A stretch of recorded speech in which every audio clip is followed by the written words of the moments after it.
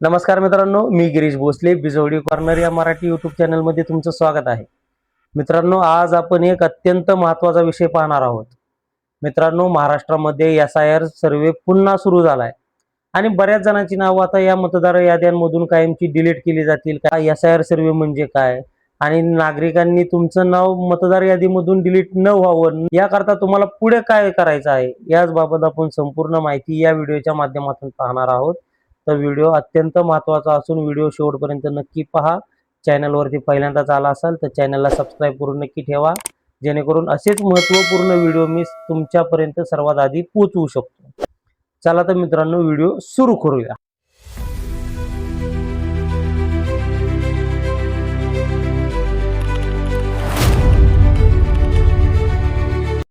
तर मित्रांनो, SIR चा लॉंग फॉर्म आहे सिस्टमॅटिक इंटेन्सिव्ह रिव्हिजन. हा एक निवडणूक आयोगामार्फत राबवण्यात येणारा अत्यंत महत्त्वाचा सर्वे आहे. या सर्वेमध्ये तुमची मतदार यादी ही संपूर्ण तपासली जाते, ती दुरुस्त करून ती पुन्हा अपडेट केली जाते. आणि हा सर्वे महाराष्ट्रामध्ये 2002 साली राबवण्यात आला होता. त्याच्यानंतर आता हा 2026 मध्ये पुन्हा सुरू करण्यात आला आहे. तर या सर्वेचा मुख्य उद्दिष्ट काय असतो, तर यामध्ये तुमचं मतदार यादीमध्ये जे नाव चुकलं असेल तर ते तुम्हाला नाव दुरुस्त करण्याची संधी मिळते. जर तुमचं नाव दुबार झालं असेल, जर एखाद्या व्यक्तीचं नाव 2 वेळा आलं असेल तर ते नाव कायमचं डिलीट केलं जातं. जे मयत व्यक्ती आहेत किंवा जे स्थलांतर कुटुंब आहेत, अशा व्यक्तींची नावं कायमची डिलीट केली जातात. आणि जे पात्र लाभार्थी आहेत, ज्यांचं वय 18 पूर्ण झालेलं आहे, त्यांना या मतदार यादीमध्ये नाव समाविष्ट करण्याची संधी मिळते. तर आता 2002च्या सर्वेमध्ये जे तुमचं मतदार यादीमध्ये नाव होतं, तेच नाव तुमच्या 2026च्या मतदार यादीमध्ये आहे का, हे तुम्हाला तपासायचे. ते नाव बरोबर आहे का, हे पण तुम्हाला तपासायचं आहे. आणि जर ते नाव चुकलं असेल तर तुम्हाला ते नाव दुरुस्त करण्यासाठी तुमच्या BLO कडे पाठवायचं आहे. आणि ते BLO दोन्ही याद्यांमधील नावं तपासून तुम्हाला ते पुढे अपडेट करून देतात. तर आता यामध्ये तुम्हाला काय करायचं आहे, याबाबत आपण संपूर्ण माहिती मोबाईलच्या स्क्रीनवरती पाहू. आता या ठिकाणी तुम्हाला एक सिंपल काम करायचं आहे मित्रांनो.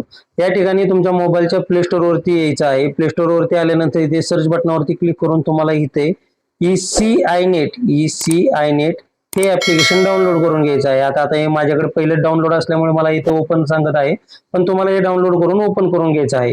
हे ECI NET हे इलेक्शन कमिशन ऑफ इंडिया गव्हर्नमेंटचं ऍप्लिकेशन आहे. याला तुम्ही डाउनलोड करून ओपन करून घ्या. ओपन करून घेतल्यानंतर आता इथे पहा, तुम्हाला 2 नंबरला एक ऑप्शन दिसत आहे. 2 नंबरला ऑप्शन आहे search your name in last SIR. म्हणजे जे काही तुमचं 2002च्या मतदार यादीतलं नाव आहे ते तुम्हाला इथं शोधायचं आहे. तर याला क्लिक केल्यानंतर इथे पहा दुसरा पेज ओपन होईल. तुम्हाला तुमचं स्टेट निवडून घ्यायचं आहे, म्हणजे तुम्हाला तुमचं राज्य निवडून घ्यायचं आहे. जे काही राज्य असेल ते तुम्हाला इथं निवडून घ्यायचं आहे. त्यानंतर 2 नंबरला तुमचं डिस्ट्रिक्ट निवडून घ्यायचं आहे, म्हणजेच तुम्हाला तुमचा जिल्हा निवडून घ्यायचा आहे. जो काही तुमचा जिल्हा असेल तो निवडून घ्या. त्यानंतर 3 नंबरला तुम्हाला तुमचा मतदारसंघ, म्हणजे जो काही तुमचा मतदारसंघ असेल तो तुम्हाला निवडून घ्यायचा आहे. याच्यानंतर थोडंसं खाली आल्यानंतर इथे तुम्हाला 7 नंबरला एक ऑप्शन दिसेल. तर या ठिकाणी तुम्हाला तुमचं नाव टाकून घ्यायचं आहे. जे काही तुमचं 2002च्या मतदार यादीमध्ये जे नाव होतं ते तुम्हाला इथे टाकून सर्च करून घ्यायचं आहे. जर तुम्हाला तुमचं नाव टाकून तुमची माहिती ओपन होत नसेल तर तुम्हाला तुमच्या कुटुंबातील आई वडील किंवा आजी आजोबा नाव टाकून इथं तुम्हाला खाली येऊन सर्च बटनावरती क्लिक करायचं आहे. सर्च बटनावरती क्लिक केल्यानंतर तुम्हाला पुढचं पेज ओपन होईल.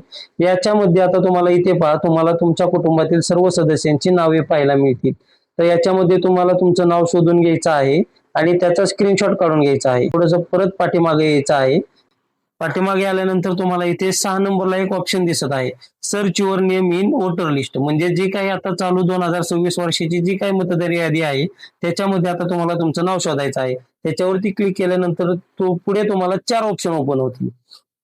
तर या 4 ऑप्शन मध्ये तुम्ही तुमचा मतदान कार्डाचा नंबर असेल तर तो तुम्ही टाकून सर्च करू शकता, किंवा तुम्ही तुमची माहिती भरून तुम्ही इथे सर्च करू शकता, किंवा तुमच्या जर मतदान कार्डाला तुमचा मोबाईल नंबर लिंक असेल तर तो तुम्ही इथे टाकून सर्च करू शकता, किंवा 4 नंबरला तुमचा बारकोड स्कॅन करून जो काही तुमच्या मतदान कार्डावरती जो बारकोड येतो तो स्कॅन करून तुम्ही इथे माहिती बघू शकता. तर आता इथे माझ्याकडे माझा मतदान कार्डाचा नंबर असल्यामुळे मी इथं माझा मतदान कार्ड नंबर टाकून सर्च करत आहे.